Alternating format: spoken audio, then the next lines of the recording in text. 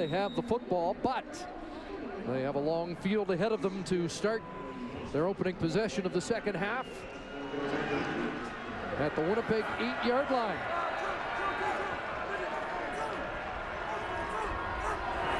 They empty it out and put it in the hands of Adarius Pullman. Second in the league in yards after the catch, and that's a big first down up to the 19.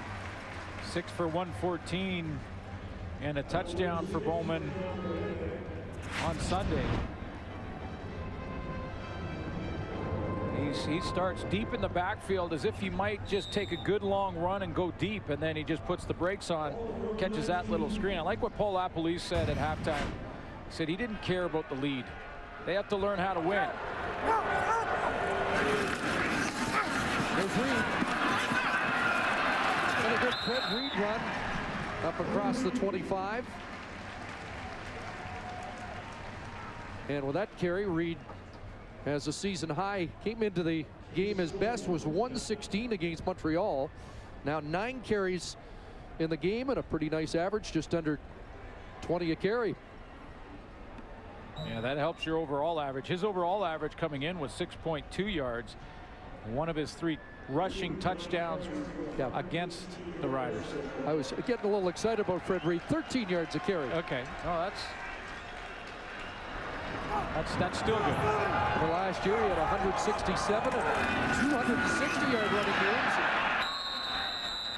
Brought down that time by Barron Simpson off the left side and a first down for Reed. Well, I like what he did there, though, Chris. He knew the situation, second and short, and rather than, you know how he likes to sometimes make that change of direction, that cut, and try and bounce it. Well, this time he doesn't even hesitate. He just lowers his pad level and hits the hole hard.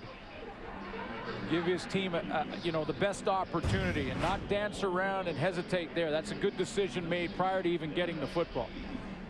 Guy who missed a couple of practices this week with the flu, but plenty of bounce in his step. They do bring out the chains to measure, and he's going to be a chain length short. So Alex Brink and the Bomber short yardage team comes out.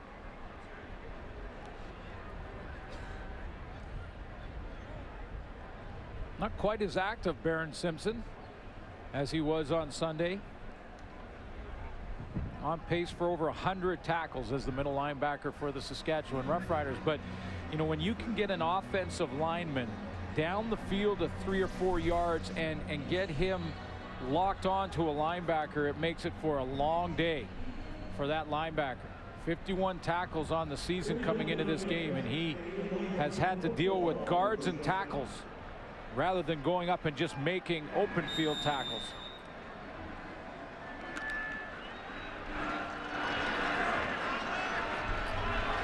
So Brink checks in. He has his first CFL touchdown this game on a sneak and pushes ahead behind Abi Khan. Brendan Labatt back at left guard, and it's a first down. Labatt celebrating his birthday today, his 25th. The Weyburn native still looking for his first ever win against the Saskatchewan Roughriders. Mentioned that O-line, Chris, and they get Andre Douglas back, and that's important for a couple of reasons. One, that's their starting tackle, number 59. But they also move Brendan Labatt back from tackle where he played on Sunday back into guard. More comfortable in there. Now Osterhaus lines up alongside a tight end.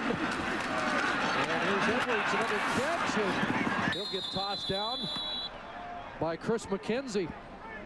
Labatt had to play tackle in the game on Labor Day weekend, and he was confessed going into that game that it was something that he hadn't done since high school, and that's a long time for these guys that have played hundreds of snaps at a certain position, certain technique, and then to just completely change and move to a tough one on the outside of tackles.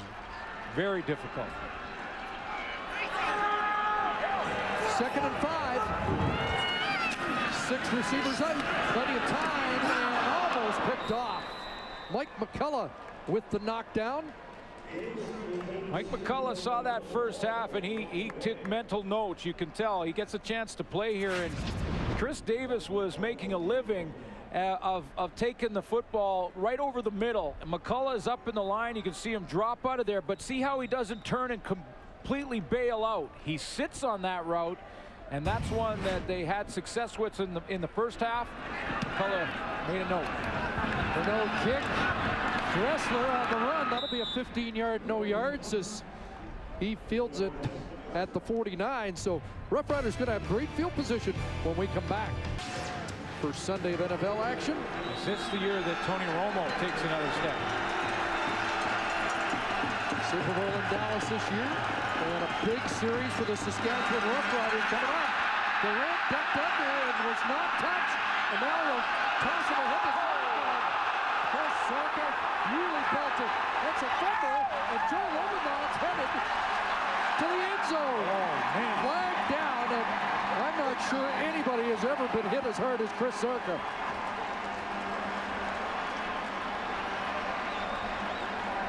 Wow. Okay. Let's see what the flag's all about. See what the flag is. Was Darian Durant down in the first place, or did he fumble and pick it up and continue with the play? And did Chris Sarka have the football and then get hit, and was it a fumble or an incomplete pass? And how long is it going to be till Zarka gets up after that? Yeah, most importantly for the Riders is the health of Chris Zarka right now. That was enormous, that hit. Philip Hunt's agitated as if this call may be against him. And was that a late hit as the fans salute Zarka? The penalty may be going against the Winnipeg Blue Bombers as they try and sort this out. After Durant picked up the ball, he was tackled from behind by Odell Willis. Boy, did the Canuck truck get T-boned there, though. Oh, boy. Whoa.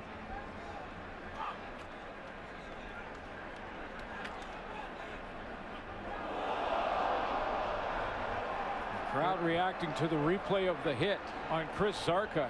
6'3", 235. And a smaller guy would probably still be down. Well, the debate continues.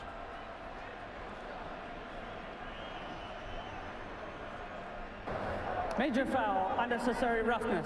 Winnipeg, horse collar tackle. Yeah. Unnecessary roughness. Saskatchewan.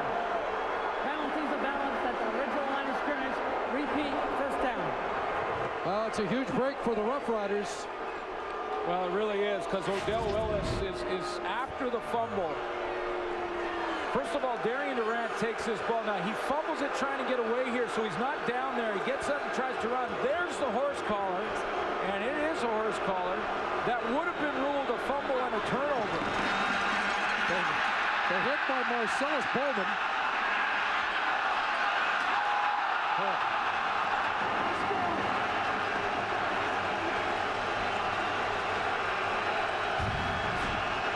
Well, you hear the reaction, but we've seen plenty of those calls in recent weeks. And a pass for Cantu's incomplete with Marcellus Bowman on his back. And Philip Hunt in the backfield in the lap of Darian Durant once more, as he now is up there, John with number 4 after the play. And Durant, John right back. Now they're starting to push in the offensive line getting involved. Let's take a look just to the left of your screen. Philip Hunt puts another hit on Durant as he comes around. Good timing by Marcellus Bowman on the play downfield. And then they started John, and the O-line came in to protect the quarterback. This is Banjo Bowl stuff. Yeah, the fans getting right into it on their feet. That's a noise for 2nd and 10. And that pass incomplete. Tight coverage. Alex Suber with Chris Getzlaff, the intended target. It looked like Getzlaff wanted a penalty on this. Let's just take a look. He's going to run the curl. Now, you're allowed contact if you're in front and parallel to the line of scrimmage. I thought that's pretty good defense by Alex Suber. So the Rough Riders unable to capitalize on the good field position, and Eddie Johnson try and pin Winnipeg deep. Well, Chris, what could have been on the... Another great kick. This one will be inside the 5. They'll mark him at the 3.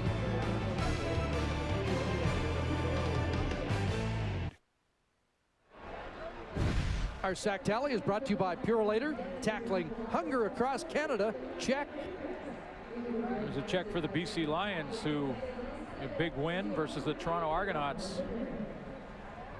2 for Winnipeg in this game.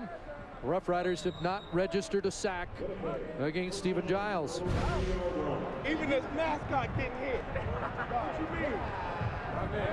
Well, good pressure again from that front four for the Winnipeg Blue Bombers, but Odell Willis with another penalty. So the Bombers started their 3. Stephen Giles, quarterback draw. Nothing inside, trying to get outside, and he's forced out by Daniel Francis. Maybe 1 for Giles.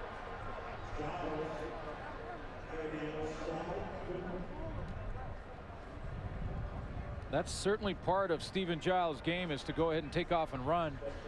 And a good call down in that area of the field, although the Bombers certainly can't afford to lose Giles to injury with Buck Pierce out. 3 carries, 11 yards for Giles. Looking at 2nd and 9.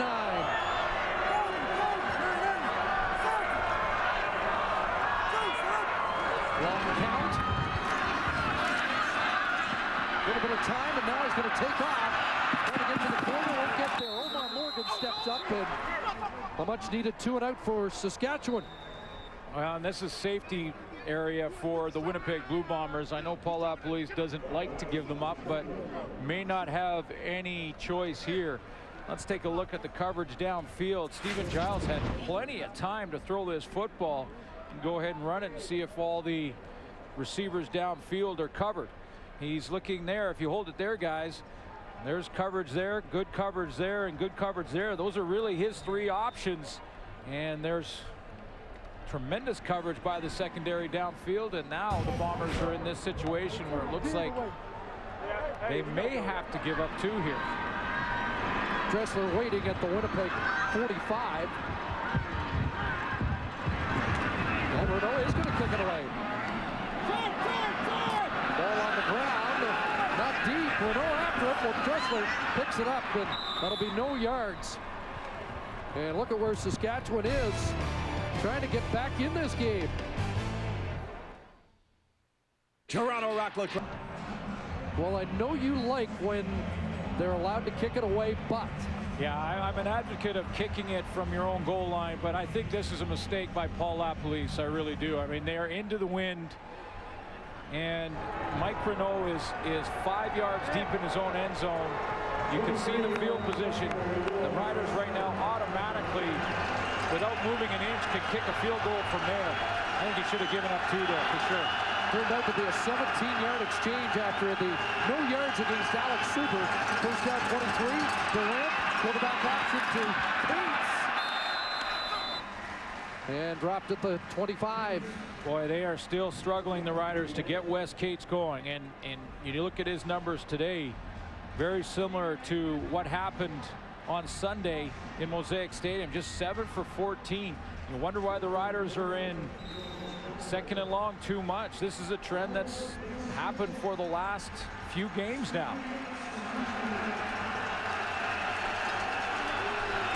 Boy, it's been 2nd and long all day long, hasn't it? 2nd and 8. 6 receivers out. Over the middle, it's a completion and a big first down to Rob Bagg, although the Bombers are saying he didn't catch the ball. Man, Paul LaPolice will look at the screen, and Saskatchewan trying to hurry up and scrimmage here before the challenge flag comes out. He's got it in his hand. He just wants to get one look. Here it comes. And they do get the play off. Challenge flag's out. Challenge flag they came do out. stop the play. So LaPolice just got the challenge onto the field before the snap of the football.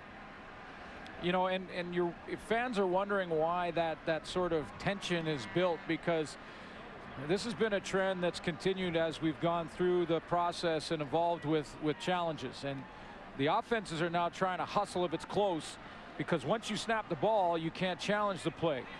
And if they challenge just to get the officials' attention and it's not a challengeable play, then they lose. Winnipeg is challenging the ruling on the field of a completed pass. They lose the challenge, and they also get penalized. So they got to be careful not to throw that challenge flag if they're not sure. And here's the play again. Tough to see from that angle. Maybe better here. Now, it looked like Rob Bagg lost control of the ball, and I'm not sure he...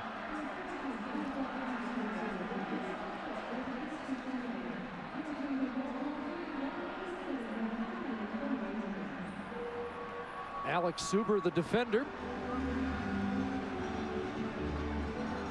You know, and I just wonder if Chris, if that's the look we're working with,